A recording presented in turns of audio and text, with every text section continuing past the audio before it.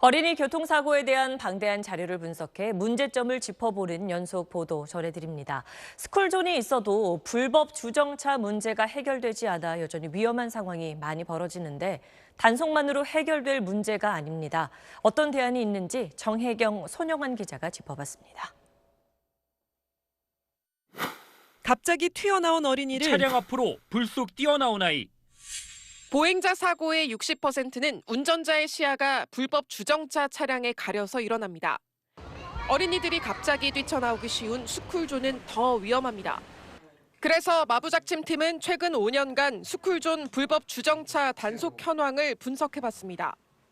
서울 금천구의 관내 스쿨존은 45곳, 서초구는 59곳입니다. 하지만 구청별로 단속과 계도 가운데 어느 쪽에 치중했는지에 따라 불법 주정차 단속 건수가 200배 이상 차이가 났습니다. 단속 건수가 많다고 불법 주정차가 줄어든 것은 아닙니다.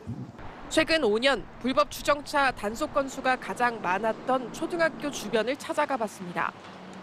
지금 제가 있는 곳은 이 초등학교 정문 바로 앞입니다. 어린이 보호구역으로 지정돼 있는 곳인데요. 이렇게 주차나 정차를 하는 것이 원칙적으로 금지돼 있습니다. 관계 법령상 일반 도로의 2배인 8만 원의 과태료를 물 수 있지만 운전자들은 아랑곳하지 않습니다. 화물법이죠. 공간이 없기 때문에 열 수밖에 없단 말이에요. 주차할 수 있는 자리를 마련을 해주고 그러면 비용이 들어서 주차를 하죠. 불법 주정차가 많은 곳은 어린이 보행자 사고가 자주 일어날 수밖에 없습니다. 차량이 없는 게 사실 제일 좋기는 한데 가름막을 좀 끝까지 해놓는다든지 갑자기 튀어나오지 않게 골목길을 좀 막을 수 있으면 좋을 것 같아요. 운전자의 주의력을 높이는 처벌 강화와 함께 시야를 제한하는 불법 주정차 등을 막을 수 있는 도로 환경 개선 같은 복합 처방이 필요합니다. 부산 동구의 초등학교 앞 횡단보도 구간이 시작되면서 2차선 도로가 조금씩 좁아집니다. 양쪽 차선 끝에 시선 유도봉을 설치해 도로폭을 좁힌 겁니다. 횡단보도 전후로 한 10m 정도만 여유가 있어도 우리가 차가 지나가다 보면 충분히 보이거든요. 물리적으로 불법 주정차를 못하는 시설을 하는 게 좋을 것 같다.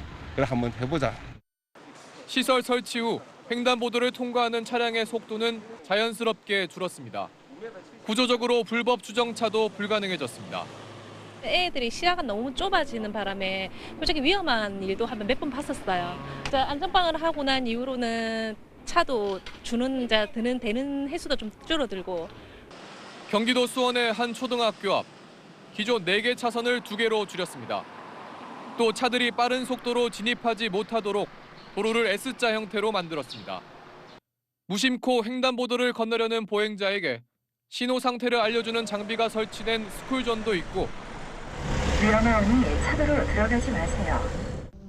도로를 놀이터 바닥처럼 알록달록하게 꾸며 운전자가 더 주변을 살피도록 유도한 곳도 있습니다. 디자인을 통해서 물리적으로 도로 환경을 바꾸어 놓으면 그러한 인간의 오류를 자동으로 적극적으로 줄여줄 수가 있는 거죠. 한 통신사는 스쿨존을 다니는 차량 수를 줄이기 위해 내비게이션에 스쿨존 피해가기 기능을 추가했는데 관련 서비스 이용 건수는 39만 건이나 됐습니다. 스쿨존의 설치 목적은 오가는 어린이들의 안전 확보입니다. 왜 스쿨존이 만들어졌는지 어른들의 이해와 인식의 전환이 필요합니다.